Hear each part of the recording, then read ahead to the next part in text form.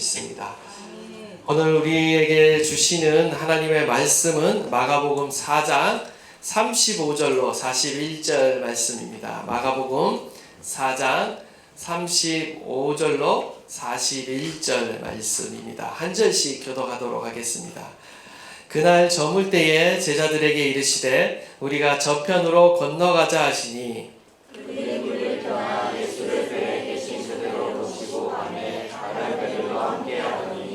큰 광풍이 일어나서 나며 물결이 배에 부딪혀 들어와 배에 가득하게 되었더라.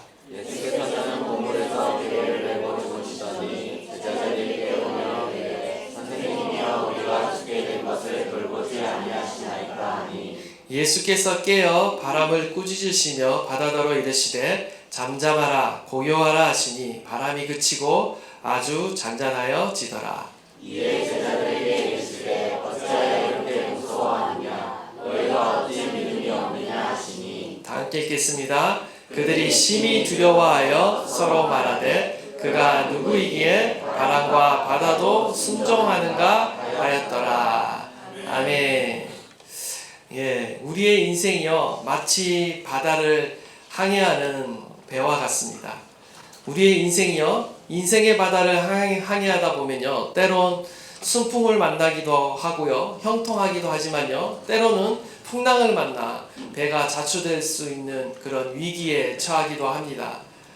정말 우리의 한 치 앞도 내다볼 수 없는 것이 바로 우리의 인생인 것 같습니다. 어떻게 하면 이 험난한 인생의 바다를 파선하지 않고 끝까지 성공적으로 항해할 수 있을까라는 질문을 우리가 하게 됩니다.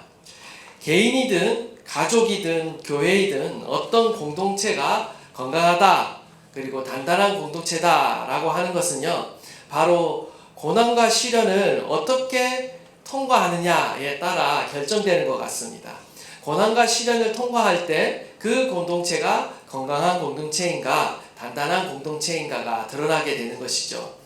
우리가 이 고난과 시련의 우리 가운데 유익한 것은요 그것을 통해 그들이 가진 믿음이 진짜인가 아니면 가짜인가가 드러나게 되고요. 우리는 결국 위기를 만날 때 우리의 정체, 우리의 실체가 드러나게 된다는 겁니다. 고난을 통과한 믿음, 고난을 통과한 공동체야말로 어떤 시련 앞에서도 흔들리지 않는 참된 믿음의 공동체 그리고 믿음의 가족이 되는 줄 믿습니다. 가족도 교회도 마찬가지예요. 저마다 여러 가지 풍랑을 만나고 시련을 만납니다. 그런데 그 풍랑과 시련을 잘 극복할 때 그 가족은 그 공동체는요 성장하게 되어 있고요 더욱 사랑으로 단합되게 되어 있는 것입니다. 오늘 본문은요 예수님께서 제자들과 함께 지금 가버나움 지역에서 데가볼리 지역으로 지금 배를 타고 이동하시는 중에 있는 사건입니다. 예수님께서 마가복음 4장에서 4가지 비유로 하나님의 나라를 가르쳤습니다. 그리고 이어서 지금 4가지의 기적 사건이 연이어 이제 등장하게 되는데요. 이것을 통해 무엇을 보여주느냐? 4가지 가르침, 비유를 통해서 하나님의 나라를 말씀으로 가르쳤다라면 이 4가지 기적을 통해서는요. 하나님의 나라의 권능을요. 하나님께서 능력을 통해 보여주신다라는 겁니다. 모든 기적 가운데 공통적으로 강조하고 있는 것이 있습니다. 그것은 뭐냐면 바로 믿음을 강조하고 있다라는 것입니다. 마가는요 예수님의 신적인 권위와 이 능력을 우리 가운데 보여주고 있습니다. 이 사건들을 통해서 특별히 예수님이 가지고 계신 그 신적인 능력을 우리 가운데 보여주고 있는데 그것을 보여주고 있는 이유는 다름이 아니라 바로 독자들로 하여금 예수님이 누구이신지 진정으로 깨달을 수 있도록 분명히 알 수 있도록 우리 가운데 보여주고 있다는 것입니다. 우리가요 믿음이 없이는요 결코 하나님을 기쁘시게 할 수가 없습니다. 뿐만 아니라 믿음이 없이는요 하나님의 어떤 능력도 우리의 삶 가운데 경험할 수 없어요. 나아가 어떤 고난과 시련도요 이 믿음이 없이는 결코 우리가 통과할 수 없다라는 것을 우리는 잘 알고 있습니다. 그래서 우리는 반드시 말씀을 통해 무엇을 항상 봐야 되냐면요 예수님이 누구이신가를 우리는 그 말씀을 통해서 봐야 하는 것입니다. 기적을 통해서도요, 예수님이 누구이신가를 우리는 봐야 하는 것이죠. 그리고 그 예수님이 누구이신가를 깨달을 때 우리는 예수님을 더 잘 믿을 수 있고요. 진정으로 예수님을 믿는 그 믿음 가운데 우리의 삶 가운데 살아 역사하시는 하나님의 역사를 우리가 볼 수 있다는 것입니다. 저와 여러분이 계속해서 말씀을 읽고 있고 묵상하고 듣고 있는데요. 이걸 통해 저는 바라는 것이 있습니다. 바로 우리의 믿음이 더욱 배가 되는 것입니다. 우리의 믿음이 더욱 자라가는 것입니다. 그냥 지식으로 끝나는 말씀이 아니라 이 말씀을 여러분이 마음에 새기고 묵상할 때에 우리 안에 믿음이 더욱 자랄 수 있기를 간절히 축원합니다. 우리의 믿음이 더욱 배가 되면 배가 될수록요, 하나님의 살아계신 역사를 우리의 삶 가운데 보게 될 줄 믿습니다. 믿음으로요, 어제나 오늘이나 동일하신 그 예수님을요, 우리는 성경 속에만 가둬두는 것이 아니라 우리의 삶 가운데 경험하게 된다는 거죠. 오늘 본문을 배경으로 하는 그림이 있어서 제가 몇 장 한번 찾아봤는데요. 한번 보여주시겠어요? 예, 지금 보이십니까? 배 위에 지금 풍랑이 일어나고 있고 예수님이 이렇게 주무시고 편하게 주무시고 계시는 장면입니다. 또 다른 한번 그림을 보시면요, 또 다른 작가가 그린 그림인데 이 그림도 보시면 또 예수님이 주무시고 계시고, 아까 그 그림보다 더 박진감이 넘치고 있죠. 마지막 그림 한번 보십시오. 이게 정말 리얼한 그림인데요. 완전 진짜 물이 범람해서 곧 잠길 것 같은, 그러나 예수님은 그곳 가운데 고이 주무시고 계시더라. 저게 어떻게 가능할까? 우리가 한번 상상하며 보면서 이 말씀을 보면 좋겠습니다. 지금 풍랑이 있는 바닷속에 지금 배가 파손될 위기에 처했습니다. 그리고 사람들은 어찌할 바를 모르고 있어요. 제자들이죠. 어찌할 바를 모르고 있어요. 그런데 놀라운 것은 예수님이 그곳 가운데 평안하게 주무시고 계신다라는 겁니다. 초대교회에서는요, 특별히 초대교회에서는요, 이처럼 교회의 모습을 항상 풍랑 속을 헤쳐가는 모습으로 자주 묘사하고 그리고 있어요. 그리고 예수님이 그 풍랑 한가운데 함께 서 계시는 모습으로 교회의 모습을 그리고 있다라는 겁니다. 이렇게 묘사하는 이유가 무엇일까요? 그것은 다름 아닌 교회가 항상 복음을 증거함에 따라 온갖 핍박과 박해를 경험했기 때문에 그런 겁니다. 교회가 평탄하고 정말 이렇게 막 편안한 때가 그렇게 시기적으로 많지 않습니다. 항상 교회는 핍박을 받았습니다. 복음이 증거됨에 따라 거센 저항을 받았어요. 교회의 역사는요, 순교의 역사입니다. 복음이 전파되고 하나님의 나라가 확장되는 것이요, 결코 우연히 순탄하게 진행되지 않았다는 거예요. 마치 광풍과 같은 다양한 원수들의 공격과 환란을 겪으면서 교회는 자라났고요, 그리고 복음은 전파됐고요, 하나님의 나라는 확장됐다랍니다. 그럼에도 불구하고 교회가 어떻게 됩니까? 이 모든 핍박과 고난을 어떻게 했다? 잘 견디고 살아남았다라는 거죠. 살아남은 정도가 아니라 오히려 성장하고 부흥하였다라는 것입니다. 지금도 지금 온 세계에 복음이 전해지고 있고 모든 나라, 모든 민족 가운데 지금도 주님의 교회가 세워져 가고 있는 줄 믿습니다. 어떻게 이러한 일이 가능하였는가? 어떻게 교회가 이 모든 환란의 풍파를 견디고 승리할 수 있었는가? 그 비결은 바로 그림 속에도 암시되어 있듯이 바로 예수님이 교회 가운데 함께 하셨기 때문이다 라는 겁니다. 주님이 그 고난과 환란의 현장 가운데 함께 하고 계셨기 때문에 예수님의 제자들과 교회는 그 환란을 견딜 수 있었고 승리할 수 있었다라는 거예요. 우리의 인생도 마찬가지입니다. 우리의 인생이 어떻게 환란 가운데 승리할 수 있느냐? 바로 예수님을 모신 인생은 결코 파산하지 않는다라는 것입니다. 예수님이 우리의 인생 가운데 함께하고 계시면요, 우리의 인생은 결코 환란 가운데 자초되거나 파손되지 않는다라는 것입니다. 우리 36절 말씀 다시 한번 다 함께 읽도록 하겠습니다. 시작.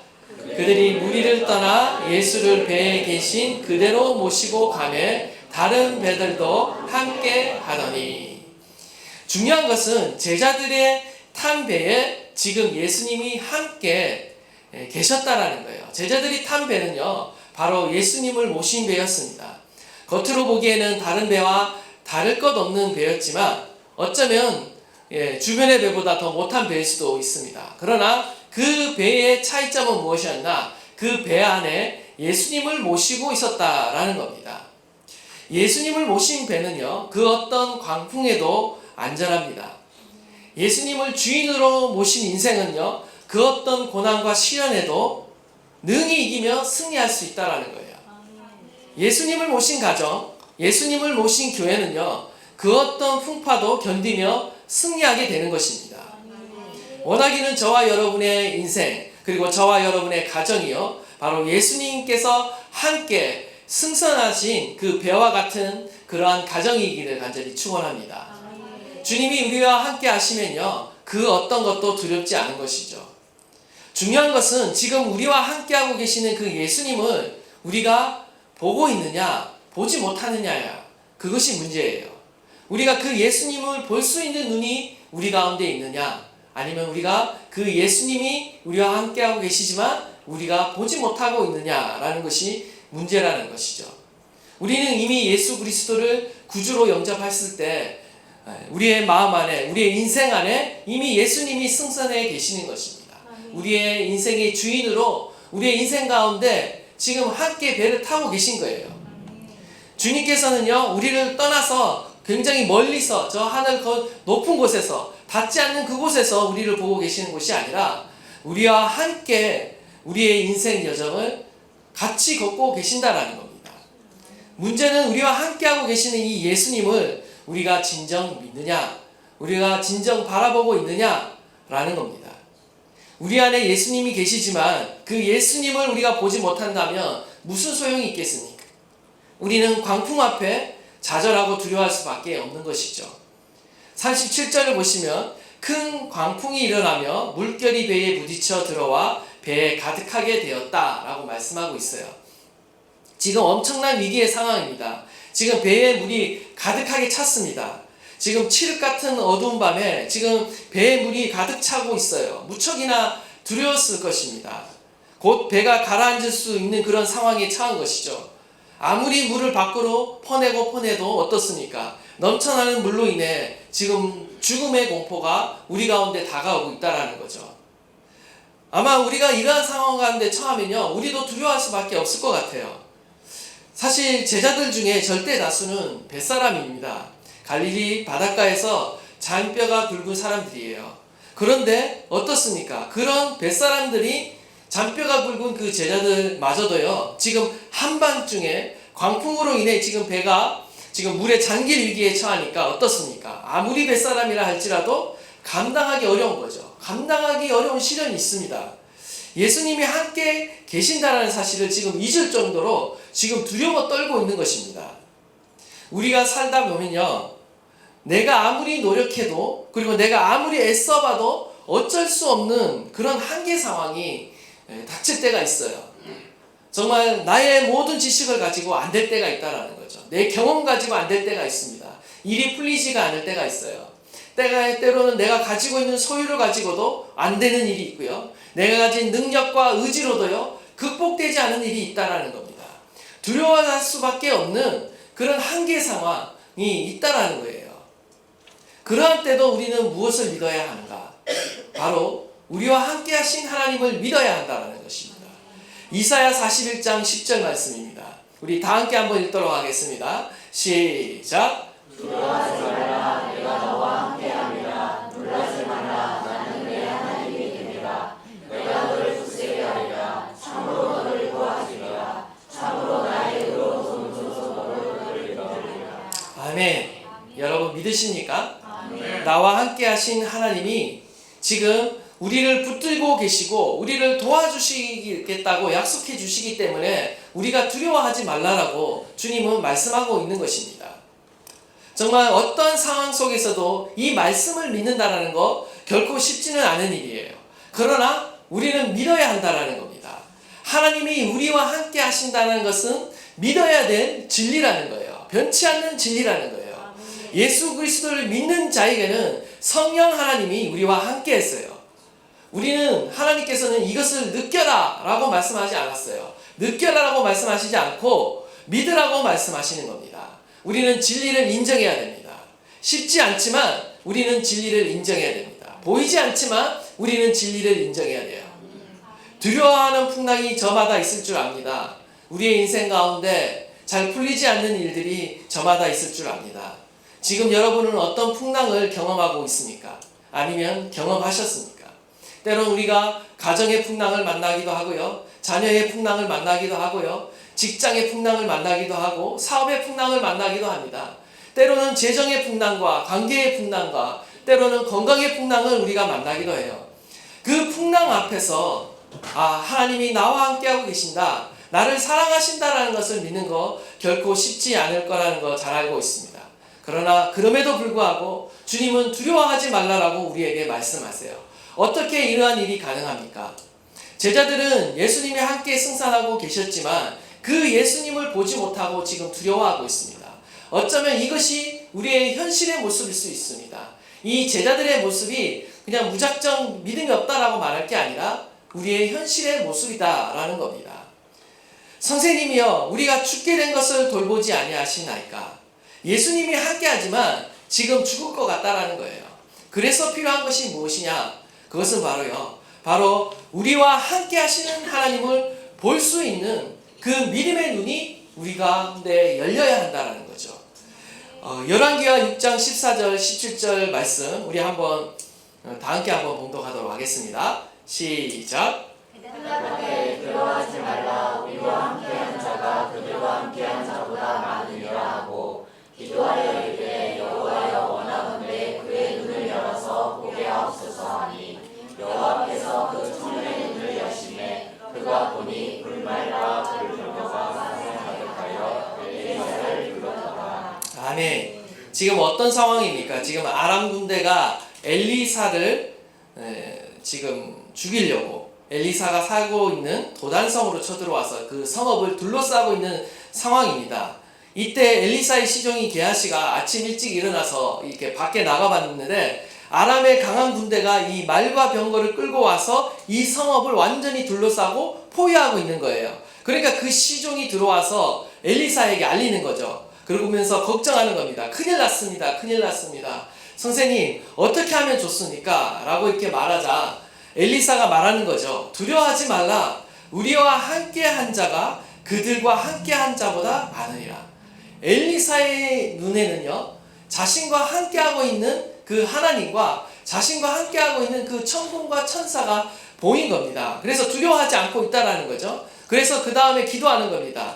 시종의 눈을 열어서 보게 하옵소서 기도하자 하나님께서 시종의 눈을 열어주십니다. 그러자마자 게하시가 영안이 열려서 바로 이 천군과 천사, 불말과 불병거가 누굽니까? 엘리사를 보호하고 있는 것을 보게 되는 것이죠. 이와 마찬가지로요, 우리의 눈이 열려야 돼요. 하나님이 나와 함께 하신다는 사실이요, 지식적으로 아는 것으로는 부족합니다. 우리의 삶의 자리에서, 고난의 현장에서 우리의 믿음의 눈이 열려야 하는 것입니다. 지금 나와 함께하고 계신 그 하나님이 보여야 한다는 거예요. 믿음의 눈이 열려서 그 주님을 볼 수 있는 눈이 우리 가운데 있어야 된다는 거예요. 그래야 우리가 현실 가운데, 어려운 가운데도 두려워하지 않는다라는 겁니다. Here and now, 바로 여기에 계신 하나님을 보지 못하면요, 우리는 자꾸 성경 속에 계신 하나님으로만 기억하고요, 그거를요 기념하고 묵상은 하지만 나의 삶에는 적용하지 못하게 되는 거죠. 그러나 우리가 믿음의 눈을 열어서 우리가 면밀히 바라보면요, 우리의 인생 가운데, 내 삶의 현장 가운데 살아 역사하시는 그 하나님의 그 세심한 손길, 그 세심한 섭리를 볼 수 있어요. 부인할 수 없는 주님의 그 손길을 우리가 볼 수 있다라는 거예요. 그렇기 때문에 우리는 무엇을 구해야 되느냐? 더욱더 우리의 눈이 열릴 수 있도록 기도해야 된다는 거예요. 우리의 믿음의 눈이, 우리의 영안이 더욱 열려서 하나님, 내가 환경을 보고 문제를 바라보는 것이 아니라 그 문제 너머에 계시는 그 하나님을 볼 수 있게 해달라고 우리는 기도해야 되는 것입니다.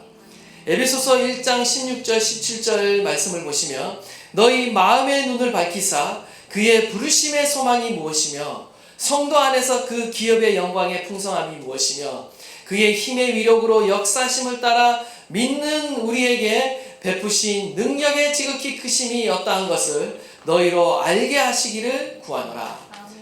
사도 바울도요 기도하는 거예요. 에베소 교회 성도들을 위해서 기도하는 겁니다. 중보하는 겁니다. 무엇을 놓고 기도하고 있습니까? 바로 하나님께서 지혜와 계시의 영을 주셔서 에베소 성도들의 그 마음의 눈이요 더 열려지고 밝아지도록 지금 기도하고 있는 거예요. 그래서 그 마음의 눈이 밝아질 때 어떻게 됩니까? 바로 하나님의 부르심의 소망을 보게 된다는 거예요. 하나님의 그 기업의 영광이 풍성함이 얼마나 큰지를 보게 되고요. 믿는 우리에게 베푸시는 그 하나님의 지극히 크심이 그 능력이 얼마나 큰지를 보게 된다는 거예요. 그러면 어떻습니까? 우리가 그 어떤 시련도 두려워하지 않게 된다는 거죠. 우리가 이러한 기도를 매일매일 주님 앞에 드릴 수 있기를 간절히 바랍니다. 하나님 우리의 눈을 열어주십시오. 내 마음의 눈을 열어주십시오. 주님을 보게 하십시오. 하나님이 어떠하신 분이신지 얼마나 크신 능력과 영광으로 우리를 채워주시는 공급해주시는 풍성하신 하나님이신지 보게 해달라고 우리는 기도해야 될 줄 믿습니다. 하나님께서 두려워하지 말라고 명령하는 것은 우리가 가진 어떤 두려움의 감정을 부인하라는 것이 아니에요. 두려운 감정을 부인할 수 없습니다. 두려우면 두려워할 수밖에 없는 거죠. 떨 수밖에 없는 거죠. 두려움이 왔을 때 주님께서 두려워하지 말라라고 명령하신 것은요. 두려움이 왔을 때 그 두려움에 사로잡히지 말라. 두려움에 압도당하지 말라는 겁니다. 대신 그 문제보다 그 두려움보다 더 크신 하나님의 능력을 바라보라는 거예요. 우리 앞에 닥친 광풍이 크게 보일 때 우리는 어떻게 해야 됩니까? 그 광풍보다 크신 광대하신 하나님을 바라봐야 되는 겁니다. 아무리 큰 산이 내 앞을 가로막는다 할지라도 나의 도움이 어디서 올까? 나의 도움은 천지를 지으신 여호와께서로다 라고 고백한 시편 기자의 말처럼 내 앞에 가로막힌 산이 너무 크다는 사실에 우리는 주목하고 주저앉는 것이 아니라 오히려 그 산보다도 더 크신 창조주 하나님을 바라봐야 돼요. 그 산마저도 하나님이 창조하셨다. 피조물에 불과하다. 그 어떤 산보다 나와 함께 하신 하나님이 더 크다는 사실을 우리는 믿음의 눈으로 바라봐야 한다는 것입니다. 우리의 시련과 어려움 가운데 우리와 함께 계시는 그 예수님을 볼 수 있는 그 믿음의 눈이 우리 가운데 열려지기를 주님의 이름으로 축복합니다. 내 마음을 향해 선포하십시오. 믿음의 눈이 열릴지어다. 믿음의 눈이 열릴지어다. 우리의 눈이 더욱 열려질 수 있기를 간절히 축원합니다. 우리가 또 한 가지 오늘 본문을 통해 봐야 될 사실은요. 오늘 제자들이 만난 이 풍랑이요. 자신들의 잘못으로 인해서 생긴 고난이 아니라는 거예요. 우리가 잘못하지 않아도 고난이 올 수가 있습니다. 예수님이 가라고 하신 길에도 광풍이 있을 수 있다는 겁니다. 35절 말씀입니다. 그날 저물 때에 제자들에게 이르시되 우리가 저편으로 건너가자. 지금 제자들에게 갈릴리 바다 저편으로 하고 건너가자라고 누가 명령하셨습니까? 바로 예수님께서 명령하셨다라는 거예요. 그 배에 예수님이 또한 타고 계세요. 이것은 무엇을 말합니까? 예수님께서 가라고 명령하신 그 길에도 강풍이 있다라는 거예요. 예수님께 순종하며 살아도 우리는 뜻하지 않는 강풍을 만날 수 있다라는 거예요. 심지어 예수님이 함께 하신 그 길에 지금 강풍이 있습니다. 우리는 이러한 사실을 경험하게 받아들여야 돼요. 우리가 모든 고난을 다 이해할 수 없습니다. 그러나 그럼에도 불구하고 하나님과 함께 내가 순종하며 열심히 달려가고 있어도 우리의 인생은 뜻하지 않는 고난과 시련을 만날 수 있다는 것을 우리는 겸손하게 인정해야 한다는 거죠. 예수 그리스도 없이 살아가는 인생에게만 강풍이 있다? 예수 그리스도와 함께 살아가는 인생에는 강풍이 없다가 아니라는 거죠. 주님과 함께하는 그 인생 가운데도 강풍이 있습니다. 여러분, 예수 그리스도를 믿는 자에게 약속된 삶은요, 광풍이 없는 삶이 아닙니다. 시련이 하나도 없고 정말 평안하고 순탄한 삶을 하나님께서 한 번도 약속하신 적이 없습니다. 오히려 반대이죠. 그렇다고 해서 또 무조건 광풍과 고난만 있는 삶도 신앙생활이 아닙니다. 하나님이 우리에게 약속해 주시는 삶이라는 것은 광풍이 있을지라도 그 광풍으로 인해 망하는 삶이 아니라 오히려 광풍에도 불구하고 우리는 승리하며 열매 맺는 삶을 살아간다라는 거예요. 그것이 하나님이 약속해 주고 계신 삶이라는 겁니다. 여러분 믿으십니까? 때로는 우리의 인생에 시련이 있고 광풍이 있고 때로는 좌절되는 일이 있지만 우리는 결국 승리하게 될 것입니다. 우리는 결국 열매를 맺게 되어 있다는 거예요. 하나님이 원하시는 그 열매를 향해 우리는 계속해서 나아가고 있다는 것입니다. 그 이유는 바로 하나님이 우리와 함께하고 계시기 때문인 것입니다. 주님은요, 저와 여러분을 초대하고 계세요. 바로 광풍을 이기며 열매 맺는 삶으로 하나님은 저와 여러분을 초청하고 계신 것입니다. 순풍도요, 그리고 광풍도 그 자체가 축복이거나 그 자체가 저주가 아닙니다. 정말 사람들이 볼 때 순풍만 있는 그런 인생도 있는 것 같아요. 제 주변을 보면 정말 뭐 쉽게 일이 풀리고 뭐 하는 것보다 어떻게 저렇게 요령 있게 또 약삭 빠르게 참 잘 되는 사람들 있어요. 형통하게 되는 사람. 좀 그런 사람 보면 배가 솔직히 아프긴 합니다. 그러나 결국 그것이 축복은 아니라는 것을 여러분 유념하셔야 돼요. 또 어떤 인생을 보면요, 참 안타까운 인생도 있어요. 우리의 눈으로 볼 때 참 광풍이 참 많은 인생이다. 뭐 그렇게 뭐 별로 닿고 싶지 않다라고 여겨지는 그런 인생도 사실 있습니다. 그런데요, 그러한 인생도요, 예수님이 그 안에 계시면요, 그 광풍은요, 우리가 볼 때는 힘들어 보여도요, 어쩌면 그 인생 가운데 축복이 될 수 있다는 사실을 우리는 또 믿음으로 받아들여야 돼요. 삶의 환경이 축복이냐 저주냐를 결정하는 것이 아니라 지금 내 인생 가운데 내 안에 예수님이 함께하고 계시느냐가 우리의 인생은 축복이냐 저주냐라는 것을 가늠한다라는 겁니다. 우리와 함께 하시는 그 예수님이 우리 안에 계신다면 우리의 인생은요, 어떤 상황 가운데 처한다 할지라도 이미 성공한 인생인 것입니다. 예수님을 떠나지 않고 있고요, 여러분이 그 자리를 지키고 있고요, 그 주님과 동행하고 있다면요, 여러분의 인생은 이미 성공한 것입니다. 사실 오늘 본문 말씀 앞에 시약과 관련된 비유들이 많이 나옵니다. 우리가 한 개를 봤죠. 그러나 그거 말고도 또 이렇게 세 개의 또 비유들이 나오는데요, 바로 앞단락에 겨자씨 비유가 납니다.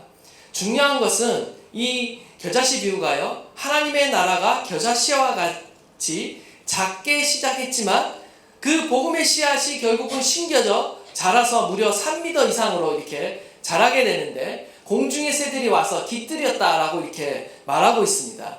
이것이 의미하는 바가 무엇인가? 그것은 바로 하나님의 나라는 작은 씨앗과 같이 시작하지만 결국 하나님의 나라는 크게 성장하고 열매 맺게 되어 있다라는 겁니다. 결국에는 공중의 새들처럼 많은 민족과 나라들이 이 하나님의 나라에 포함될 것을 예수님께서 이렇게 암시하고 시사하면서 보여주고 계신데요, 그 본문에 이어서 오늘 본문이 이렇게 등장하는 겁니다. 이걸 문맥에 따라 해석해 보면요, 이 광풍이 있는 바다를 보여주시는 이유는요, 이 바다를 건너서 예수님이 어디로 가시는 줄 아십니까? 바로 거라사 지역으로 가세요. 바로 이방 지역으로 넘어가십니다. 지금 복음이 확장되고 있어요. 예수님께서 비유를 통해서 하나님의 나라의 비유를 말씀하시고 이어서 지금 예수님께서 배를 타고 거라사 지방으로 가시는 것은요, 바로 하나님의 나라가 확장되는 것을 몸소 보여주고 계세요. 하나님의 그 능력을 통해 보여주고 계신다는 거죠. 근데 이때 이방 나라까지 지금 하나님의 나라가 확장되고 있는 것을 먼저 보여주고 계시는데 그 과정 가운데 지금 무엇이 있습니까? 바로 광풍이 있다는 것을 우리에게 보여주고 있는 것입니다. 하나님의 나라가 확장되기 위해서, 그리고 우리가 인생 가운데 많은 열매를 맺기 위해서는요, 반드시 광풍을 통과해야 돼요. 광풍을 통과하지 않고 극복하지 않고는요, 열매를 맺을 수가 없는 겁니다. 네 가지 밭 비유에서 우리가 살펴봤죠. 돌밭의 특징이 뭡니까? 바로 환난과 시련이 올 때 넘어지는 자이죠. 환난과 시련을 뛰어넘지 못하면요, 결코 열매를 맺을 수 없다라는 겁니다. 하나님의 나라가 확장되고 많은 열매를 맺기 위해서는요, 반드시 이 시련과 고난의 강풍을 통과할 때 우리가 믿음으로 이 길을 통과해야 된다는 거죠. 큰 믿음은 어디에서 생깁니까? 결국 큰 광풍에서 생긴다는 거예요. 큰 광풍을 만날 때 우리의 믿음은 자라고 열매는 더욱 많이 맺게 되어 있다라는 것입니다. 시련을 통해 열매가 빚어지는 것이죠. 여러분, 광풍으로 주저앉아 버리는 사람도 있습니다. 그러나 반대로요, 광풍을 만나서 비약하는 사람도 있다라는 사실을 여러분 아셔야 돼요. 예수님을 믿지 않지만요, 이 성공하는 사람들의 스토리를 들어보십시오. 하나같이 성공의 배우에는요, 수많은 실패와 시련을 극복했습니다. 그 실패와 어려움들을 극복하고 인내하고 결국은 성공한다는 사실을 보여주고 있어요. 이것은요, 사실 그들이 하나님의 영광을 위해서 한 일이 아니기 때문에 그렇지, 사실 그것만 빼면요, 우리가 본받아야 될 게 굉장히 많습니다. 하나님을 믿는 사람 중에 세상 사람보다 못한 사람들이 사실 많아요. 세상 사람보다 지혜롭지 못한 사람 많아요. 세상 사람보다 성실하지 못한 사람도 사실 많습니다. 중요한 것은요, 그 환난과 시련은 그 누구에게나 있다. 예수 그리스도를 믿는 자나 없는 자나 누구에게나 있다. 그러나 그것을 만났을 때 우리가 어떻게 하느냐, 그 광풍 앞에 주저앉느냐, 아니면 그 광풍을 믿음을 통해 통과하느냐라는 것입니다. 원하기는 저와 여러분이요, 주님이 우리와 함께 계신다는 사실을 믿음으로 그 광풍을 담대하게 통과할 수 있기를 간절히 바랍니다. 하나님께서 우리와 함께하고 계시기 때문에 그 시련과 그 모든 광풍을요, 우리는 넉넉히 통과할 줄 믿습니다. 하나님께서는요, 그 광풍을 통해 우리의 믿음을 자라게 하십니다. 그리고 진정한 열매가 열리게 하시는 것이죠. 예수님을 모신 인생, 예수님이 함께하는 인생은요, 결코 파산하지 않아요. 우리는 주님의 은혜 안에서, 주님의 인자 안에서 반드시 열매 맺게 되었고 또 승리하게 될 줄 믿습니다.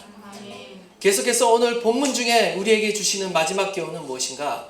바로 인생의 강풍을 만날 때 우리는 기도로서 하나님의 임재를 일깨워야 한다는 겁니다. 38절 말씀 우리 한번 다 함께 읽도록 하겠습니다. 시작. 예수께서는 고문에서 베개를 메고 주무시더니 제자들이 깨우며 이르되 선생님이여 우리가 죽게 된 것을 돌보지 아니하시나이까 하니. 아멘.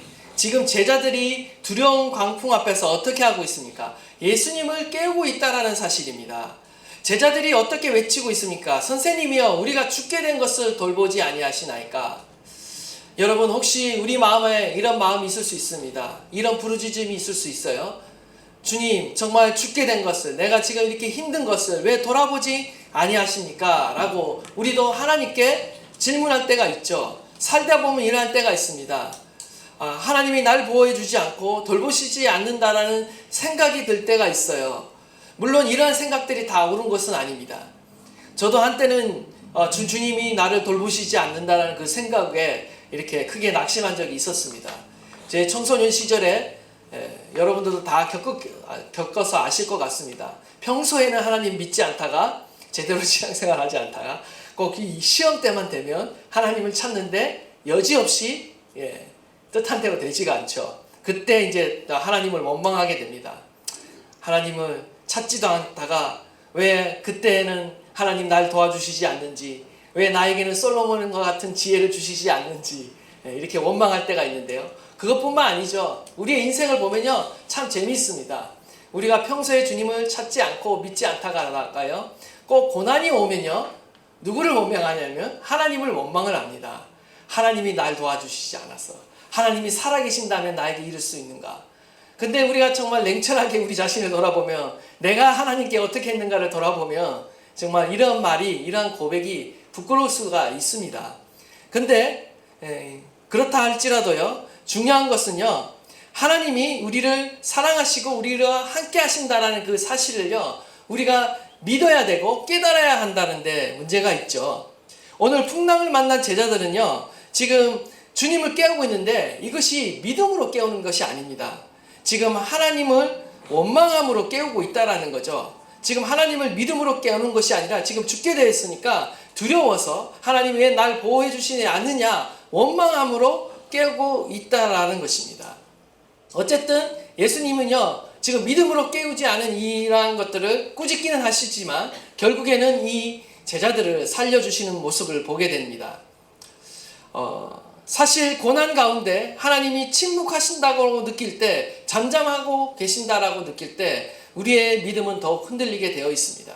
하나님이 나를 위해 아무 일도 행하지 않고 있다라고 느낄 때 우리는 더욱 크게 낙심한다라는 겁니다. 그러한 시기일수록요, 우리는 사실 하나님을 더 적극적으로 찾아야 됩니다. 이때가 정말 중요한 터닝 포인트예요. 정말 더 하나님을 간절히 찾아야 할 때입니다. 포기하지 말고 이 시즌을 잘 넘기셔야 돼요. 그래야 하나님을 만날 수 있는 거예요.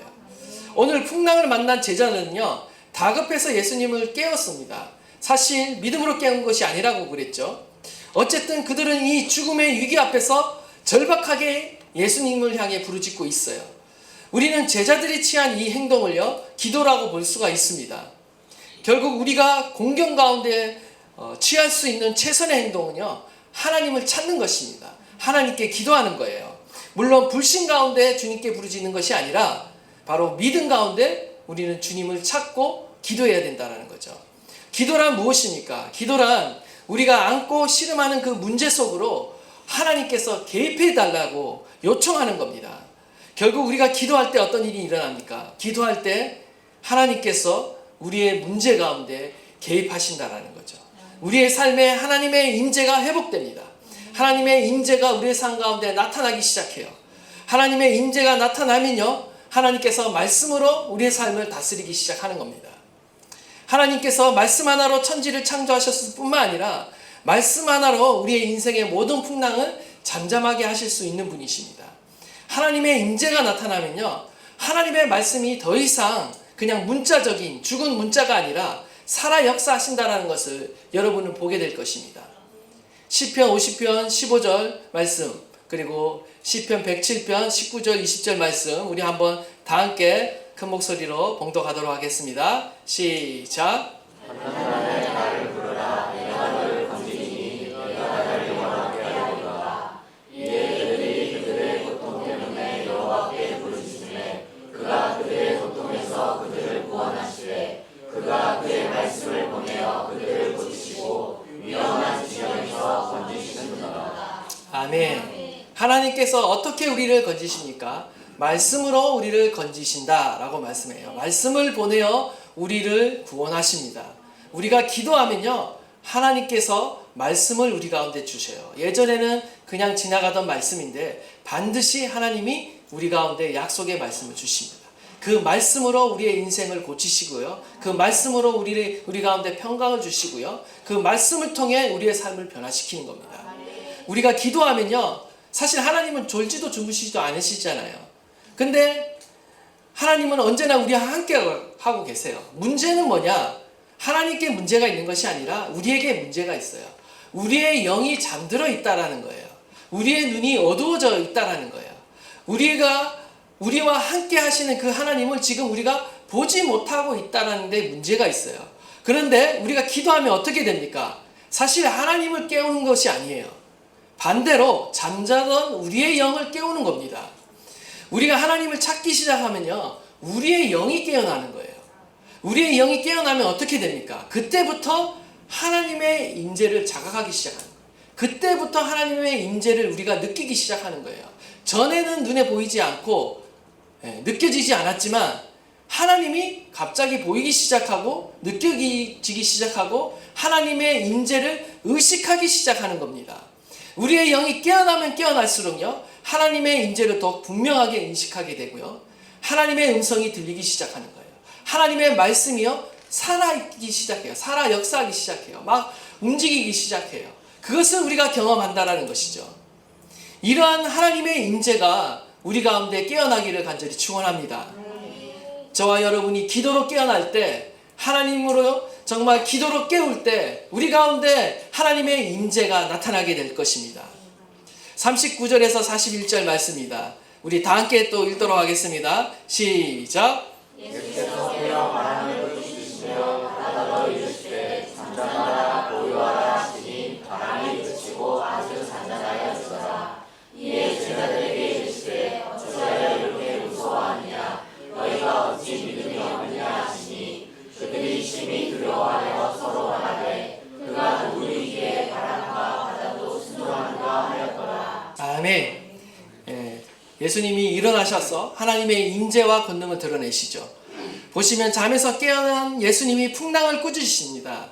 이 표현은 전에도 말씀드렸듯이 귀신이나 병을 내쫓으실 때도 사용한 단어예요. 꾸짖다라는 단어. 지금 예수님은요, 자연계뿐만 아니라 모든 죽음의 세력, 혼돈의 세력을요 다스리시는 하나님이세요. 질병을 다스릴 뿐만 아니라 우리의 환경과 우리의 어떤 죽음의 그런 상황과 또한 그 모든 고난의 그런 상황들을, 환경들을 다스리시는 하나님이세요. 예수님은 누구이십니까? 예수님은 자연계를 다스리시며 흑암과 죽음의 세력을 다스리시는 전능하신 창조주 하나님이시라는 것을 우리에게 보여주고 있는 것이죠. 지금 예수님의 놀라운 임재가 제자들에게 나타났습니다. 그러자 이번에는 제자들이 어떻게 하고 있습니까? 좀 전에는 풍랑을 두려워했는데요, 이제는 예수님을 두려워해요. 심히 두려워하고 있습니다. 광풍보다 더 크신 하나님의 권능을 그들이 경험한 거예요. 주의 놀라운 임재 앞에서 지금 심히 두려워하고 있습니다. 광풍보다 더 두려운 하나님을 지금 뵙고 있는 것이죠. 미친 풍랑보다 더 두려운 예수님. 그러나 반대로 생각하면 얼마나 그들의 마음 가운데 안심이 되었겠습니까? 창조주 하나님이 나와 함께하고 계신다. 전능하신 하나님이 나와 함께하고 계신다. 그것을 깨닫는 순간 제자들은 얼마나 안심할 수 있겠습니까? 이러한 일들이요, 바로 저와 여러분을 위한 일들이라는 겁니다. 우리와 함께 하신 그 하나님, 우리와 함께 하신 그 예수님을 깨닫고요, 그 하나님의 임재를 체험할 때 우리 가운데 이러한 일들이 일어날 줄 믿습니다. 우리가 가진 모든 두려움의 문제들, 그 문제보다 크신 그 하나님의 임재를 경험할 때 그 모든 두려움은 떠나가고 우리 앞에 놓인 그 모든 문제 가운데 하나님이 살아 역사하실 줄 믿습니다. 우리는 계속해서 기도해야 됩니다. 하나님의 임재가 깨어날 때까지, 우리의 삶 가운데 깨어날 때까지, 우리의 영이 깨어날 때까지 우리는 기도해야 될 줄 믿습니다.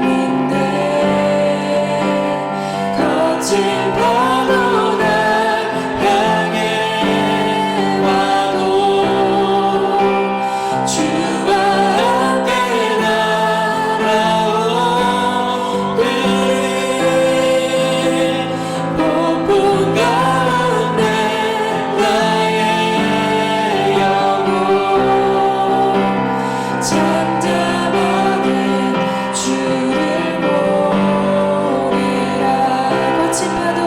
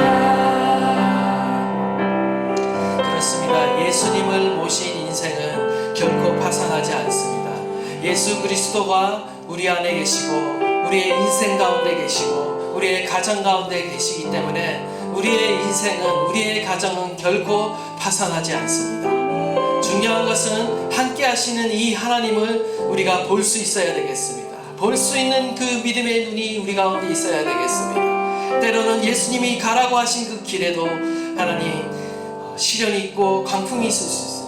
그러나 하나님 뜻하지 않는 시련과 광풍 속에서도 내가 흔들리지 아니하고 오직 주님만을 바라보겠습니다. 나의 믿음의 눈을 열어주십시오. 나의 마음의 눈을 열어주십시오. 나와 함께 하신 그 주님을 볼 수 있게 하여 주십시오. 그리하여서 그 어떤 시련과 어려움 속에서도 흔들리지 아니하고 오직 주님을 믿는 믿음 가운데 굳건히 서게 하여 주시옵소서. 우리 다 함께